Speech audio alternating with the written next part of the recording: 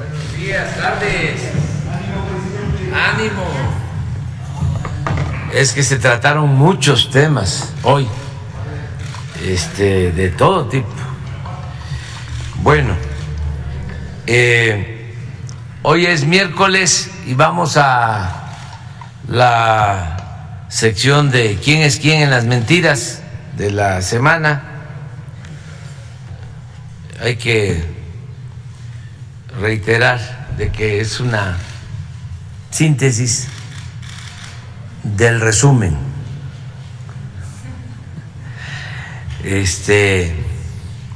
sobre lo que se da a conocer todos los días en los medios de información, que están decididos a hacernos la guerra sucia, a estar en contra, a no hacer un periodismo objetivo, profesional, analítico, crítico, con argumentos, sino a calumniar, atacar, con honrosas excepciones, desde luego. Pero eso, excepciones honrosas. Es la excepción, no es la regla.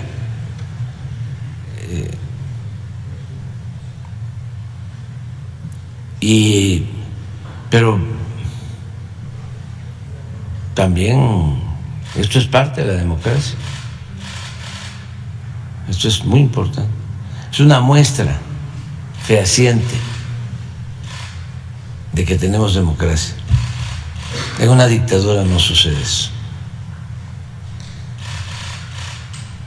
Tienen que criticar con los dientes apretados. De aquí vociferan, gritan, y no hay ningún problema. Insultan y no hay problema. Y no va a haber censura. Cero censura.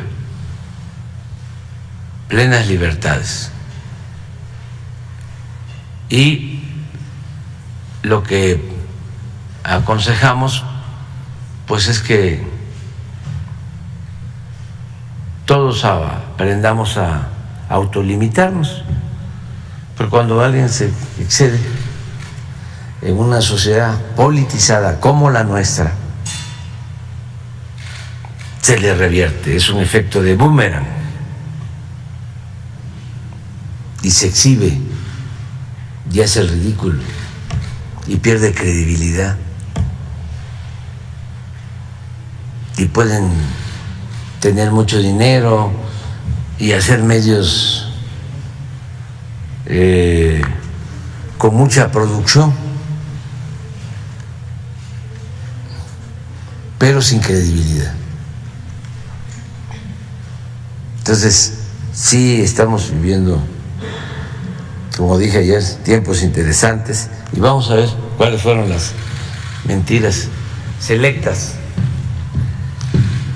Con su permiso, señor presidente, buenos días a todas y a todos, también a todos aquellos que nos ven a través de las redes sociales.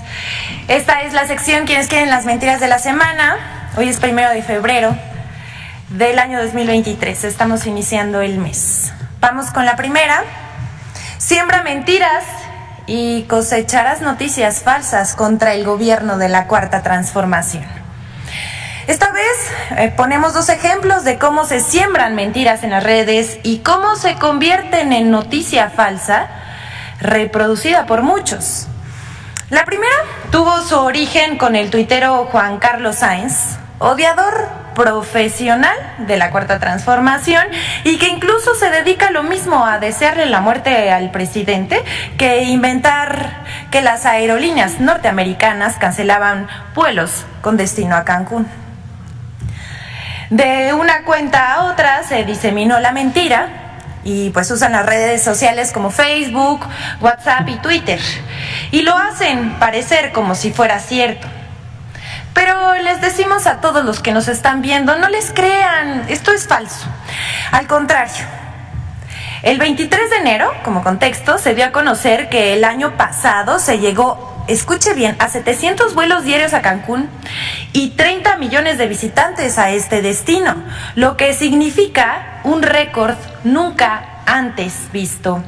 Y eso no es todo. La Secretaría de Turismo de Quintana Roo anunció el pasado 25 de enero que, contrario a la campaña que se traen estos tuiteros de mentiras, las aerolíneas norteamericanas anunciaron que habrá más vuelos hacia Cancún. Pero como siempre, la cosa no paró ahí. Pablo Maluf, colaborador de la revista Nexos, tuiteó un comentario por demás clasista y racista sobre las obras que se llevan a cabo en Cancún. Y él escribió: estamos atestiguando la acapulquización de la Riviera Maya, destrucción, corrupción, crimen, violencia, pobreza y fealdad. Acapulco, en los años 40 y 50, era el destino del jet set mundial, la bahía más bella del mundo. Ahí fue la luna de miel de los Kennedy. Ahora no va ni el diablo. Clasista, racista y también aspiracionista el comentario de este partidario del conservadurismo. A la conversación le entraron la actriz Claudia Ramírez, quien aprobó lo escrito por Maluf, en tanto que Macario Schettino escribió: lo lamento. Sin embargo, hubo usuarios quienes les desmintieron y le hicieron ver lo confundido que se encuentra en su burbuja de privilegios. Y bueno, aquí en la pantalla vamos a ver algunos de los que en su propio post le hacen ver lo equivocado que está. Hay un usuario que le dice: te equivocas, Acapulco se llena de gente, pero gente que normalmente no puede elegir su destino turístico mejor. Fealdad, solo en tu jeta. Acapulco fue porque se dejó crecer la delincuencia y solo fingieron que ayudaban a combatirla mientras recibían moches. Neta, no es tan difícil pensar, solo que tu neurona no da para más. Los de tu clase son unos mediocres, cobardes y temerosos al progreso.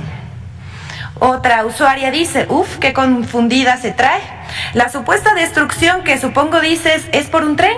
No es solo para atraer turismo, es también para fines de justicia social, para fines en toda la zona.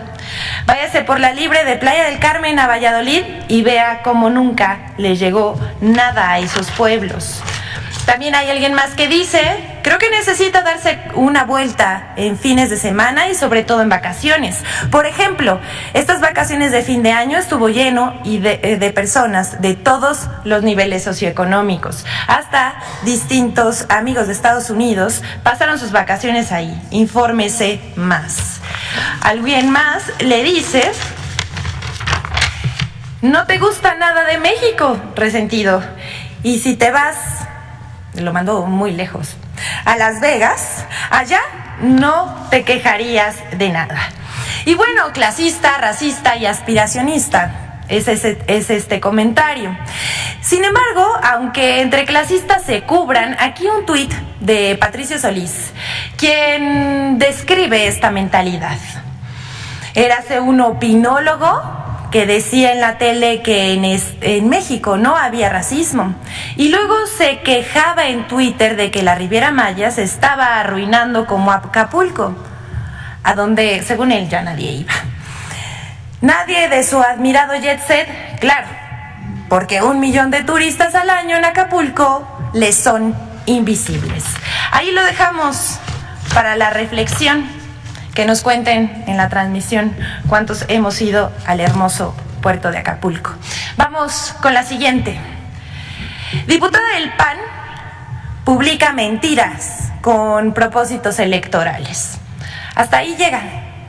Muchas mentiras se han difundido en torno al sistema de salud, sin importar que el gobierno del presidente Andrés Manuel López Obrador busca que la salud sea universal, de calidad y gratuita, para que todas y todos los mexicanos se haga realidad el derecho humano a la salud. Pero bueno, la diputada federal por Toluca, Melissa Vargas, quien en su cuenta de Twitter publicó un texto malintencionado y hay que decir falso, con fines claramente electorales. Ella escribió: otra razón más para no votar por Morena nunca más. Se lee en el post con la imagen de una nota de Animal Político que dice: gobierno federal suspende la prueba de tamiz que detecta enfermedades en bebés, lo cual es falso. En primer lugar, esta nota que publicó Animal Político corresponde a abril del 2019. Y en su momento también se aclaró que la nota publicada por Animal Político, periodismo fifí, disque objetivo, encabezado, hay que decir también, por Daniel Moreno, cobraba contratos millonarios en sexenios pasados. Quizás por la pérdida de privilegios están tan enojados y publican tantas notas falsas en contra del gobierno del presidente Andrés Manuel López Obrador. Y bueno, hay que decir que esta nota se desmintió en su momento y se aclaró que solamente existía un retraso en la licitación para la renovación y adquirir dicha prueba. Les decimos a todas y a todos que esto se trata de una campaña para intentar causar pánico, pero las pruebas de tamiz neonatal están garantizadas en el sistema público de salud. Vamos con la siguiente. Lorenzo Córdoba y Ciro Murayama arman una mega campaña de desinformación usando al INE como ariete. La semana pasada se reactivó la campaña en contra de la reforma electoral enviada por el presidente Andrés Manuel López Obrador, mejor conocida como Plan B. Primero, los consejeros del Instituto Nacional Electoral, Ciro Murayama y Lorenzo Córdoba, dieron una entrevista al diario español El País. Murayama declaró que la democracia no está en el ADN de los mexicanos, solo porque no votan como él quiere.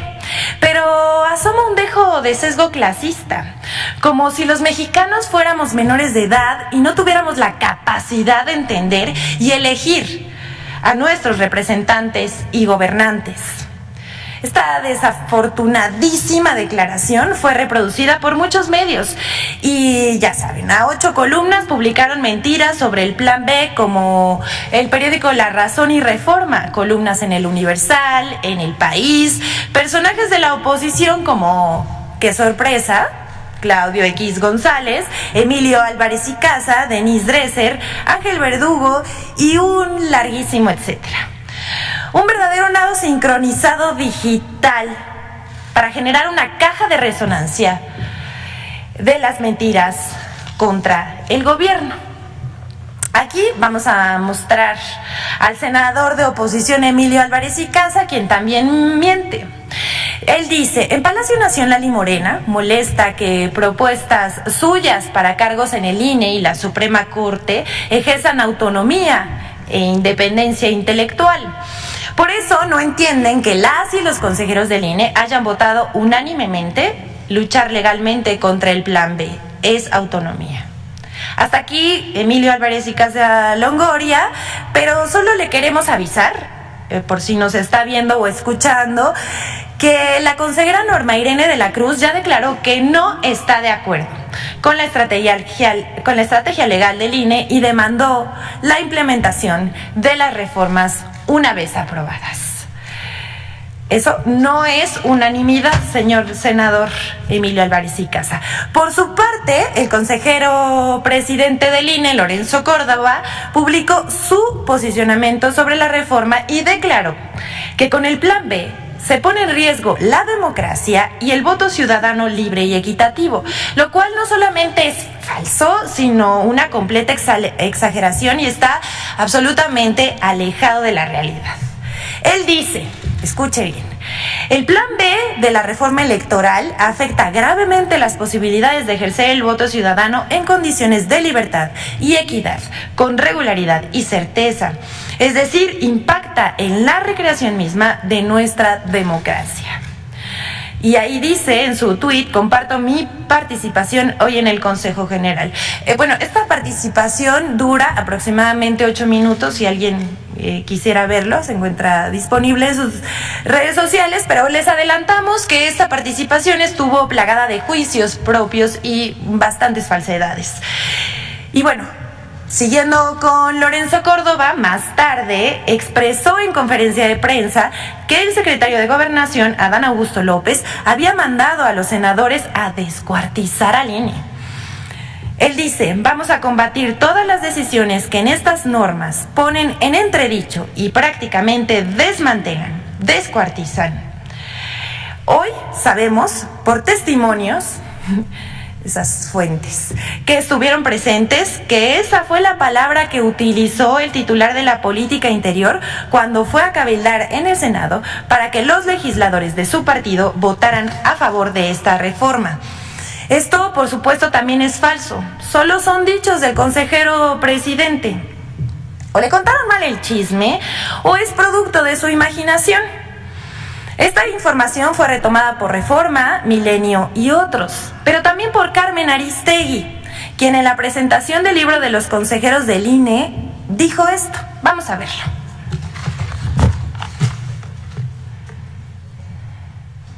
Desde su partido que había que destazar o destripar o despanzurrar, ¿o cómo era?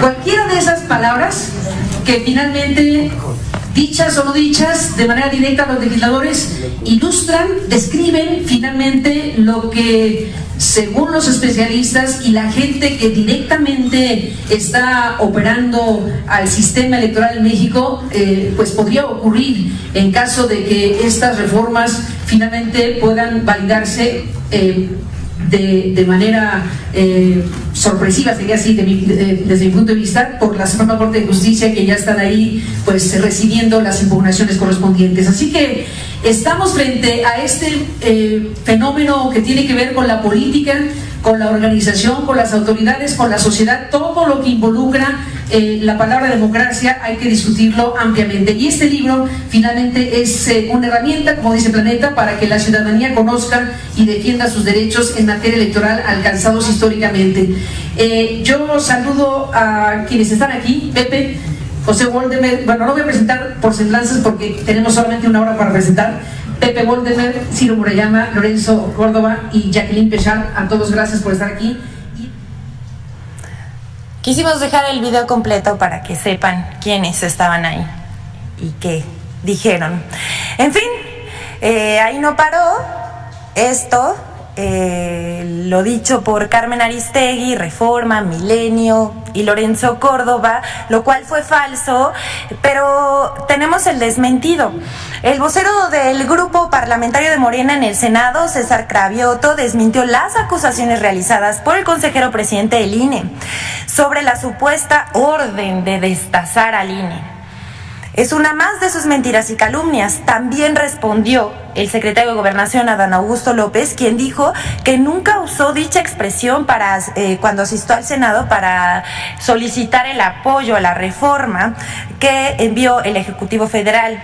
Además señaló que el consejero presidente del INE debió escribir un libro titulado Las mentiras de Córdoba. Y ahora, para finalizar, les vamos a presentar las 5 mentiras que los consejeros del INE usan para intentar confundir a los ciudadanos. Es una cápsula de Infodemia a quienes les agradecemos cada semana por su colaboración en esta sección sobre los argumentos falaces que andan difundiendo los consejeros del INE, Lorenzo Córdoba y Ciro Murayama.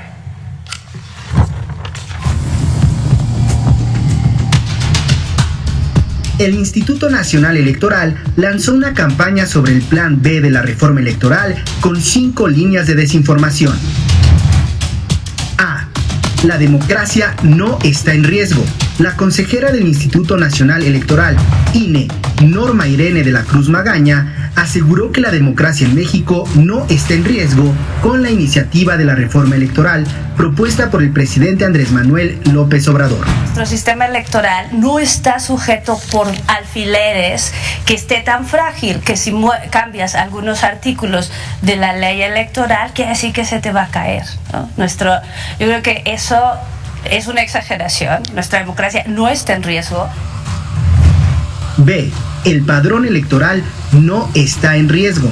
La reforma electoral propone que solamente tengan acceso a la información del padrón electoral las personas designadas por el INE como integrantes de los consejos general, locales y distritales, así como de los órganos de vigilancia exclusivamente para el cumplimiento de sus funciones. C. El PREP no está en riesgo. La reforma tampoco plantea la eliminación del programa de resultados electorales preliminares PREP.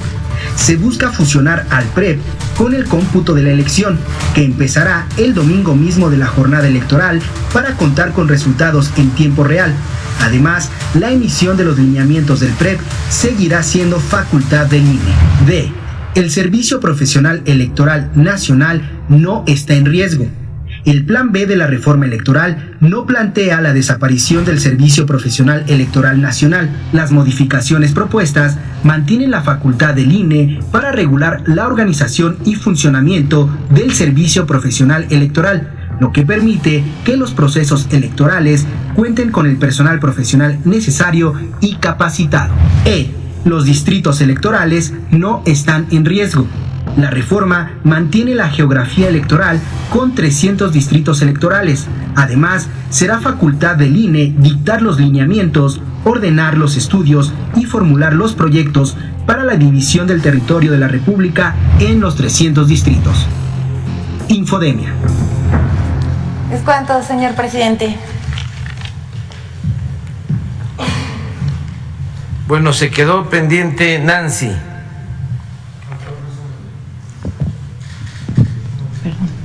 El resumen. Gracias. Sí. El resumen de García Luna. Claro.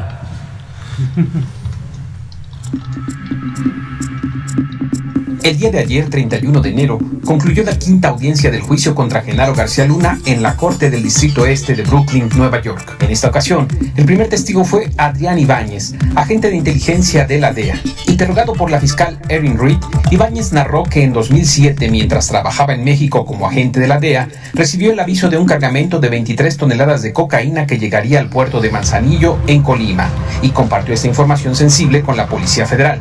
Durante el decomiso, en el que participaron la Marina y agentes del puerto, se descubrieron exactamente 23.5 toneladas de cocaína que fueron posteriormente quemadas por la Marina. Ibáñez afirmó que este cargamento ha sido el más grande de la historia. Mediante este testimonio, la Fiscalía buscó corroborar las declaraciones que el Lobo Valencia emitió sobre este decomiso durante la audiencia anterior. En el contrainterrogatorio, la abogada defensora Valerie Gottlieb preguntó a Ibáñez si había compartido la información con alguna otra agencia además de la Policía Federal y si la DEA había participado en el decomiso. El testigo respondió que únicamente había informado del cargamento a la Policía Federal y que la participación de la DEA había sido solamente la de compartir información, dejando que la Marina, con presencia de agentes de la AFI, realizara el decomiso. El siguiente testigo fue Raúl Arellano Aguilera, ex policía federal del aeropuerto de la Ciudad de México.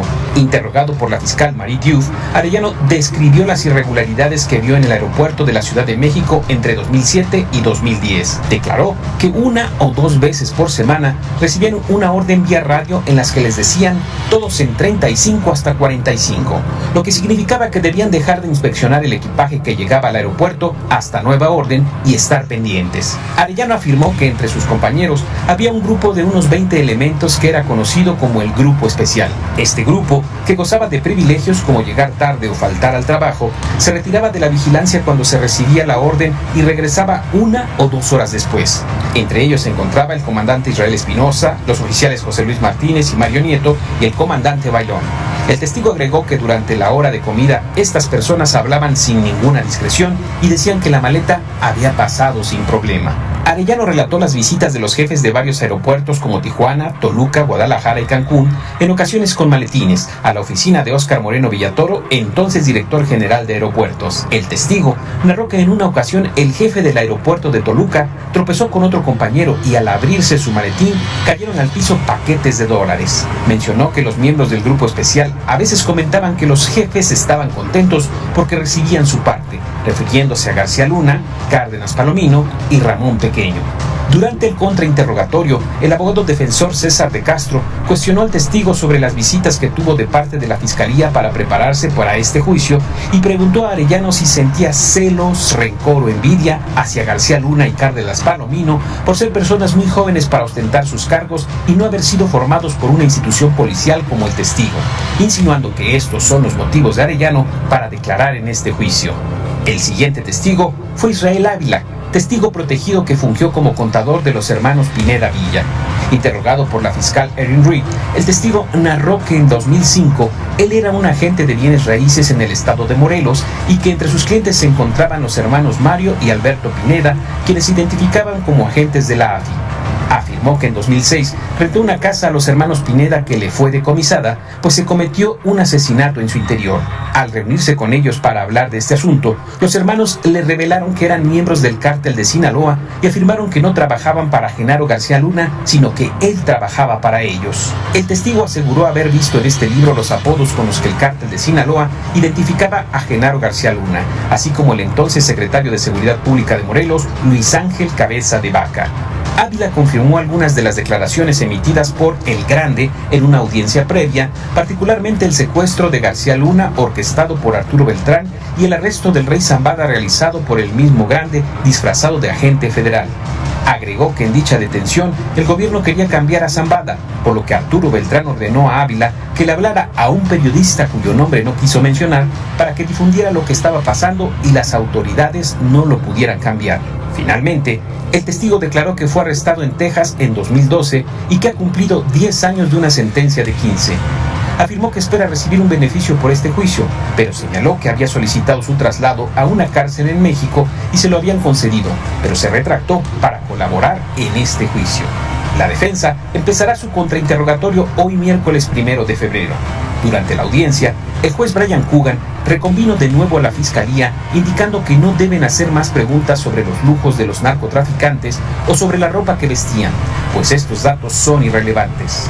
Al final de la audiencia, el juez también pidió al dibujante de la corte borrar el rostro del testigo Israel Ávila en el dibujo que estaba haciendo, pues su identidad está protegida. Eso del aeropuerto para toda la gente. Resulta que hay una organización internacional que funciona básicamente en Estados Unidos y es la que califica sobre la calidad, seguridad de los aeropuertos. Ayer estaba yo leyendo, creo que el que escribió el Twitter no había escuchado esta declaración, pero además yo creo que ya muchos saben de que cómo metían droga por el aeropuerto. Una vez hubo hasta una balacera ahí en el aeropuerto.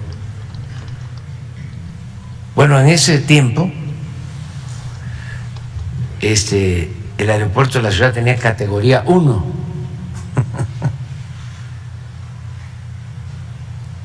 Ayer un simpatizante del conservadurismo decía, llevamos 1 año y medio sin lograr la categoría 1 porque nos degradaron. Esta misma empresa que califica es como la OEA, como muchas otras. Dice Felipe Calderón lo resolvió en 40 días. Y todo el tiempo era categoría 1, o sea, de calidad. Todo esto lo digo como para que no estemos creyendo que son infalibles, ¿no? Estas organizaciones. Me acuerdo que hay una organización también, la que autoriza lo del manejo del espacio aéreo, también internacional, que me consta que sin hacer estudios de ningún tipo, porque habían intereses de por medio, resolvieron que se tenían que cerrar los dos aeropuertos para construir el aeropuerto en Texcoco. Se tenía que cerrar el aeropuerto de la Ciudad de México y el aeropuerto de Santa Lucía por interferencia aérea, según ellos. Y así, pues, mucha falsedad. Esto pasa en las finanzas, ¿no? Organismos internacionales que califican la economía de un país. Hay calificadoras internacionales. Cuando estaba la robadera, el saqueo en alto en Pemex, en el país, las calificadoras les ponían 3 estrellas.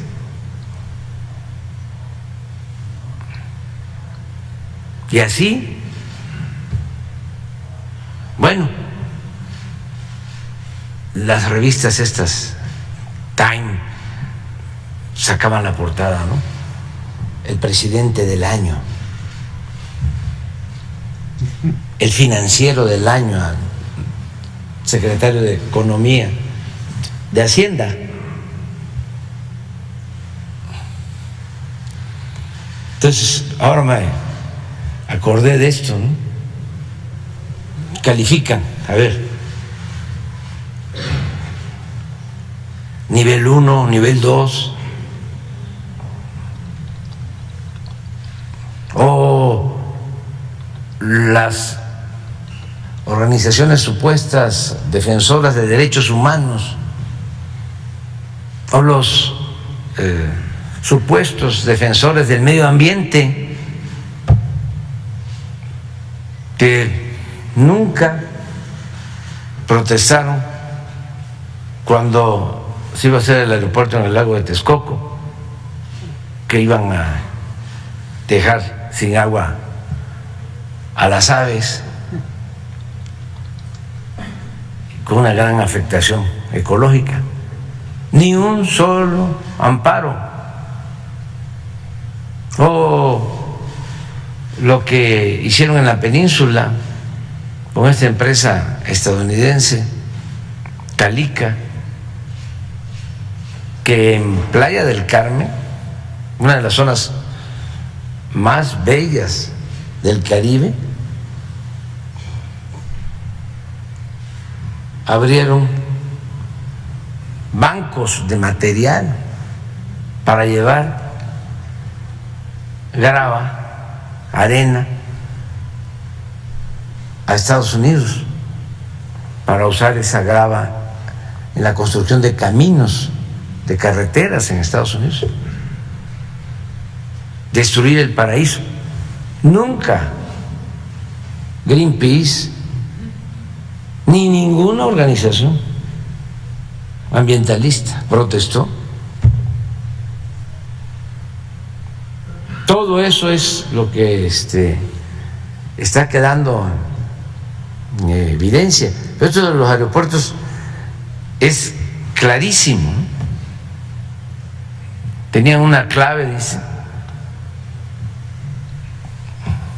3540.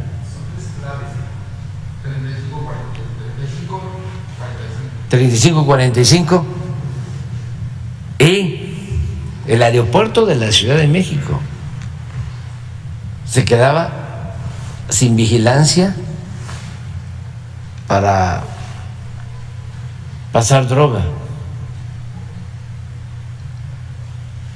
manejado por la Policía Federal que tanto defienden los conservadores.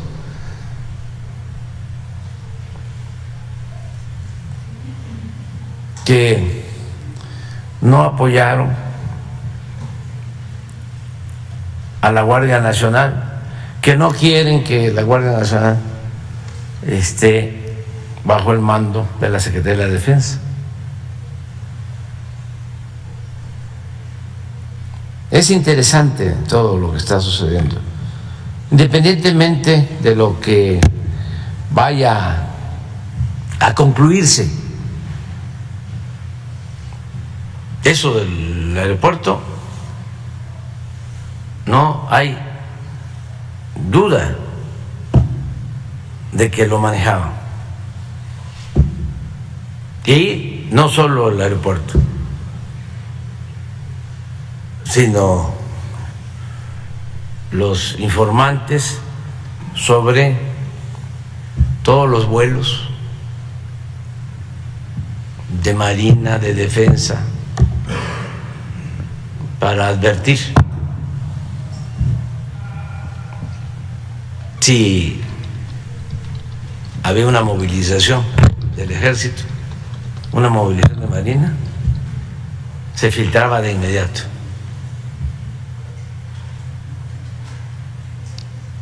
Yo recuerdo que don Julio Scherer fue a entrevistar al Mayo y éramos muy amigos. Me mandó a decir de que iba a ir a esa entrevista porque su oficio de periodista se lo demandaba, que yo estuviese enterado, nada más, unos días antes. Ya cuando regresa, pues hace su reportaje sobre la entrevista. Entonces, de las cosas que me platica, no sé si está en la entrevista, creo que no, es que estuvo como un día, 2 días en espera.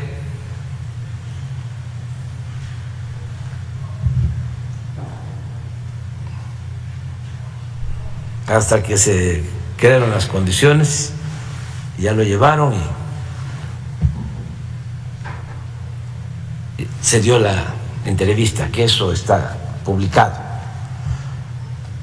Pero lo que me llamó la atención, y a él también, que tenía mucho sentido del humor.